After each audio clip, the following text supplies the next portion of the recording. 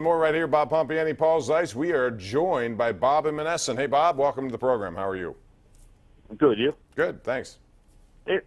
I agree. I think you need to change the management. They're not going to do that. They're not going to change the manager or the GM. They just gave him 4-year deals.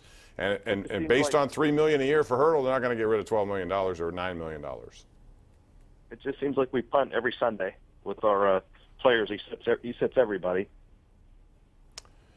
You know, what I didn't like is the overman. We got into this, thanks for the call, Bob, last night with Gene Collier here, Paul, about this pitch count, which has gone completely haywire in my mind.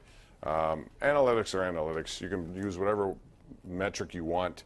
But when you get to a point where a guy's cruising along, like, again, this all started with the Brault thing the other night when they took him out in the 15th inning. 58 pitches, all right. He had no stress in any of his 4 innings. He was just cruising along. And he's done so again tonight in relief. He looked like his arm was fine. And they take him out in favor. The only guy they have in there is Clay Holmes. Nothing against him. You know, he had a good minor league year, but every time he's up here, he's wild. He's like Glasnow was last year.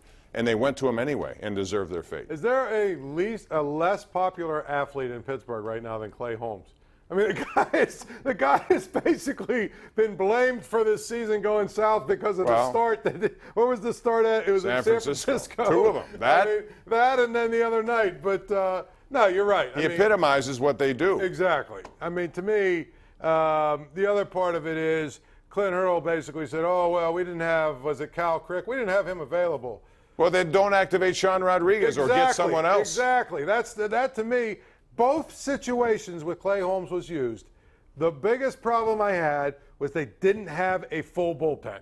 And so, therefore, they had to use him, or they had to, use, in that case, Casey Sadler and let him pinch hit. Let him hit instead of being pinch hit for it because they didn't have anybody else. That's just horrible management. Jeff in Beaver Falls is next. Hey, Jeff. Hey, good evening. I was just thinking about the Pirates, and I've got a possible solution. Why don't they just get all the coaches and people from St. Louis and steal all their people down in the minor leagues and their managers? Well, that's not going to happen. So you can say that, but I mean they need to have better people in those positions and make it happen that way. Let's go out to Sally in Pittsburgh. Hey, Sally, how are you? Good. How are you guys? All right. What's up?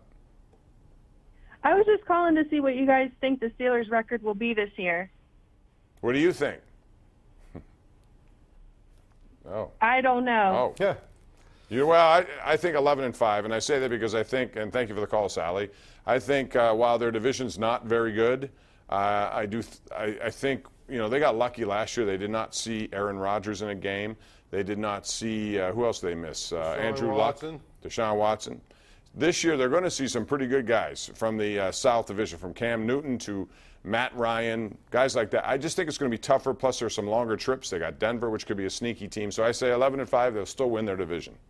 Yeah, I could see 12-4, 11-5. They're going to win their division. They'll probably be the number 2 seed or whatever. And from that point, really, this team is going to be judged. It's almost like the Penguins. Remember the Penguins for all those years after they won the first cup with Fleury and them, and all those years, every year it was basically like, well, I mean, the regular season is meaningless. Let's wait to see what.